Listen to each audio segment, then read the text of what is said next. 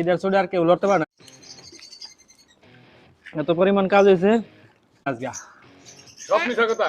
যাই হোক না, রুটি বিড়ি আমি খাই না, তারপর 3 লিটার মজু খাইছে বলতো, 3 লিটার। আরে আগে আরো 2টা খাইছে। এত পরিমাণ কাজ হয়েছে, খিদের চোটে আর কেউ লড়তে পারে না আজকে। সব মিশা কথা। যাই হোক না, রুটি